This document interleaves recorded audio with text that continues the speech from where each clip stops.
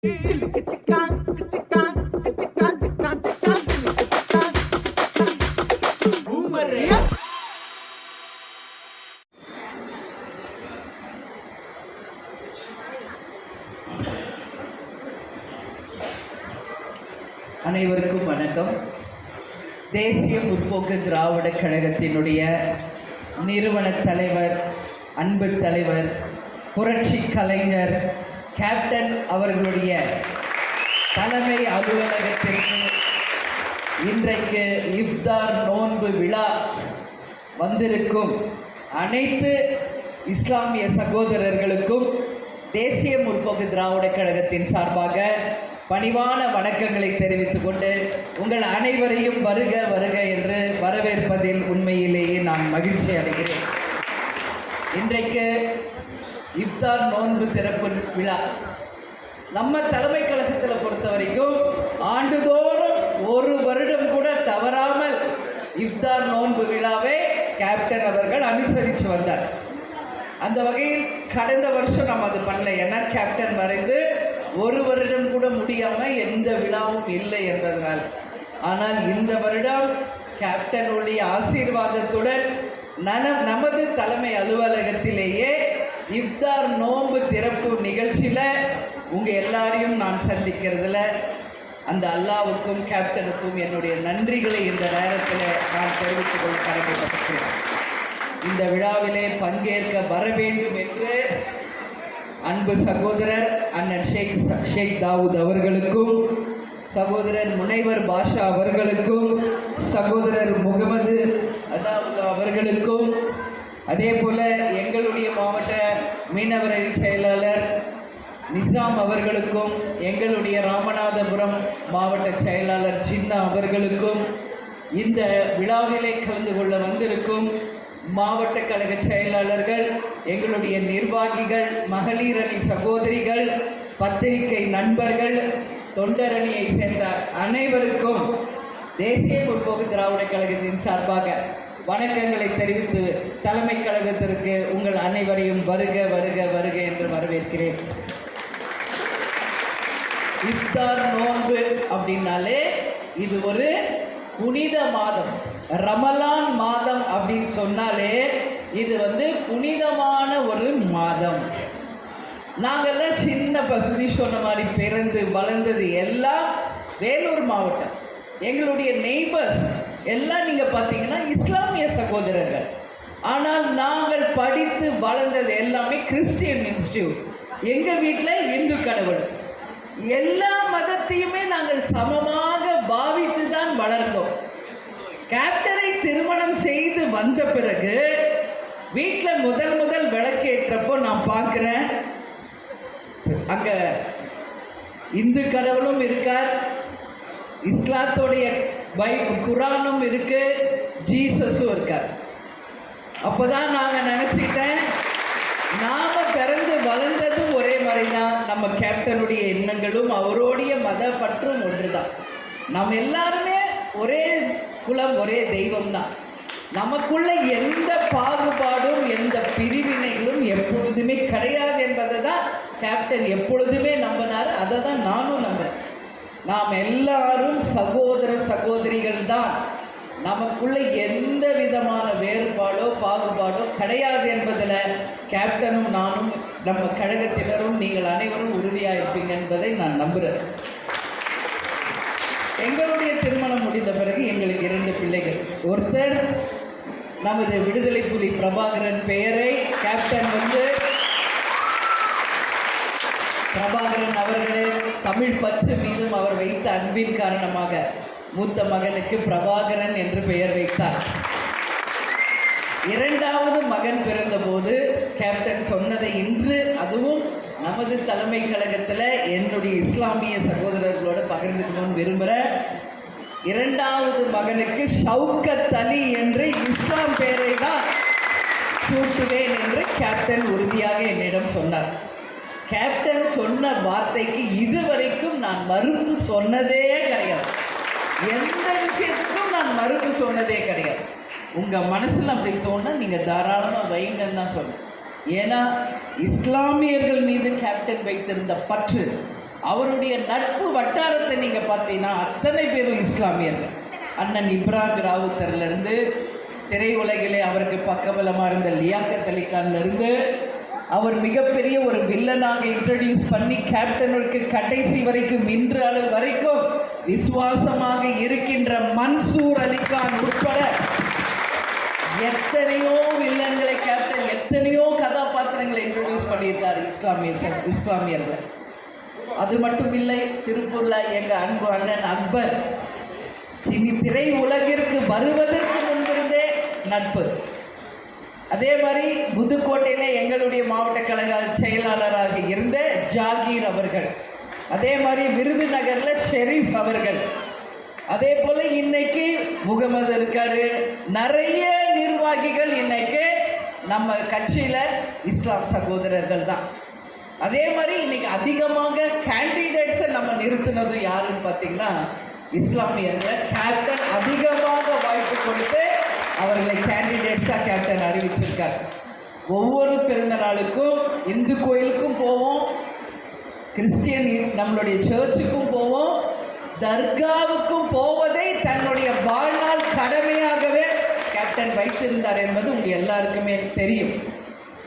இந்த ரம்ஜான் நோன்பு அப்படின்றது மிக மிக ஒரு புனித மாதம், ரமலான் மாதம்.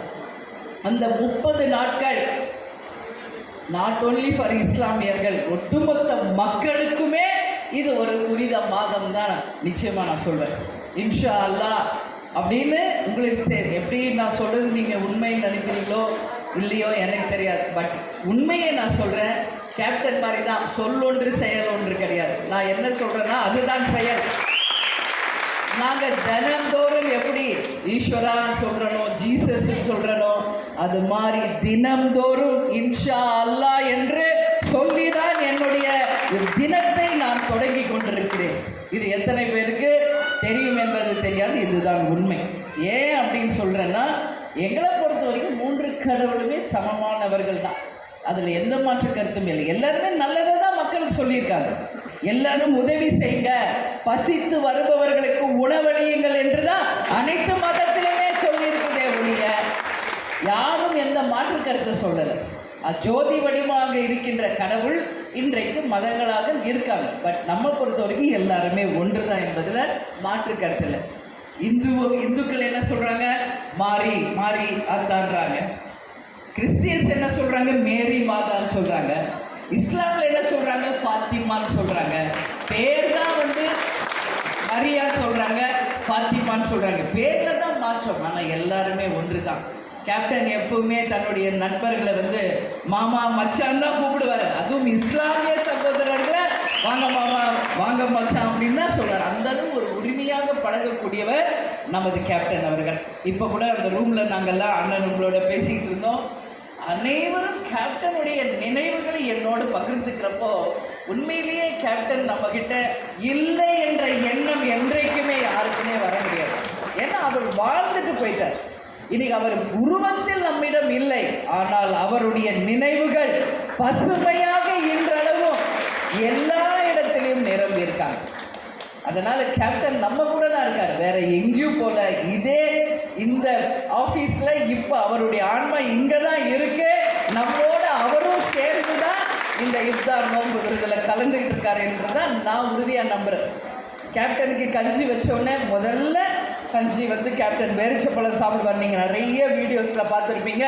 அடுத்தது கஞ்சி எடுத்து அவ்வளோ விரும்பி குடிப்பார். இப்போ நான் கேப்டனுக்கு கோவில் போய் அவருக்கு ப்ரே பண்ணிவிட்டு இங்கே வருவதற்கு முன்பே அந்த பேரிச்சப்பழம் அந்த கஞ்சியை அவர் வாயில் வைத்து அவர் குடிப்பது போலவே அவருக்கு ஊட்டி விட்டுட்டு தான் நான் இந்த ஃபங்க்ஷனுக்கே வந்திருக்கேன். ஏன்னா அந்த அளவு அவர் இஸ்லாமியர்களை விரும்பினார். அவர் சகோதரர் சொன்ன மாதிரி கேப்டன் உண்மையிலேயே இஸ்லாமியர்களுக்கு பாதுகாவலராக, உண்மை நண்பராக என்றைக்குமே வாழ்ந்தவர். அதையே தான் நானும் சொல்கிறேன். இஸ்லாமியர்கள் சகோதர சகோதரிகளே, கேப்டன் எவ்வளியோ அதே வழிதான் எங்கள் வழியும். அதில் உரிமையளவும் நாங்கள் என்றைக்கும் மாற மாட்டோம். நிச்சயமாக ஒரு நல்ல காலம் வரும் பொழுது இஸ்லாமிய சகோதர சகோதரிகளுக்கு கேப்டன் என்னெல்லாம் செய்யணும்னு நினைச்சிருந்தாரோ அதை அத்தனையும் அவருடைய உருவமாக இருந்து தேசிய முற்போக்கு திராவிட கழகம் நிச்சயமாக உங்களுக்காக செய்வோம் என்பதை இந்த நேரத்தில் சொல்றேன். சிறுபான்மை பிரிவு என்பதை இல்லாமல் பிரிக்காமல் தன்னுடைய ஒன்னாகவே கேப்டன் நினைச்சு வாழ்ந்தார்.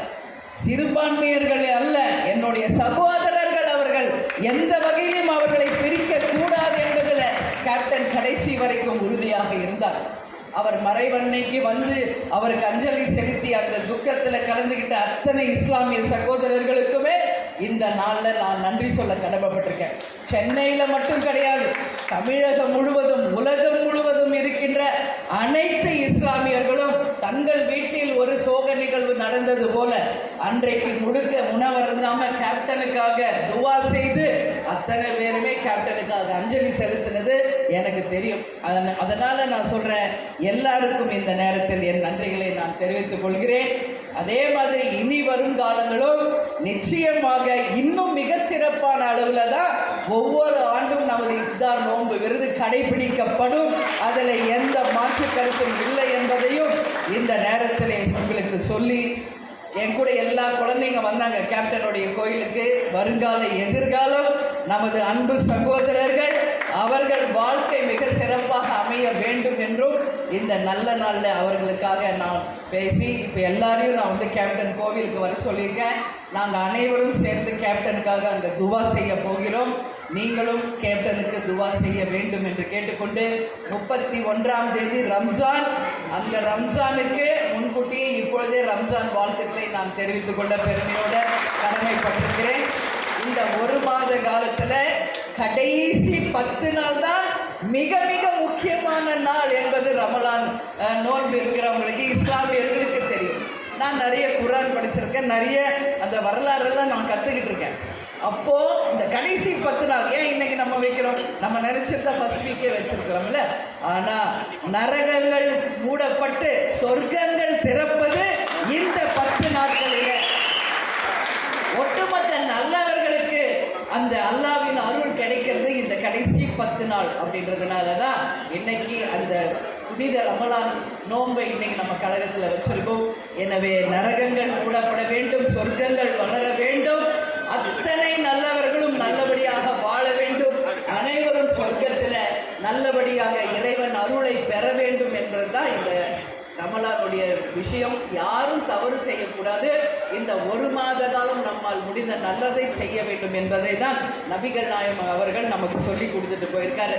எனவே இந்த நல்ல நாளில் உங்கள் அனைவரையும் சந்தித்ததில் உண்மையில் மகிழ்ச்சி அடைகிறேன். எல்லாருக்கும் ஈத் முபாரக் என்று சொல்லி இன்ஷா அல்லாஹ் என்று கூறி இந்த அனைவருக்கும் நான் வந்து கேப்டன் எப்பொழுதும் சொல்வது போல தமிழன் என்று சொல்லடா, தலை நிமிர்ந்து நில்லடா என்று கூறி இந்த விழாவிலே கலந்து கொண்ட அனைவருக்கும் நன்றிகளை கூறி விடைபெறுகிறேன். நன்றி, வணக்கம்.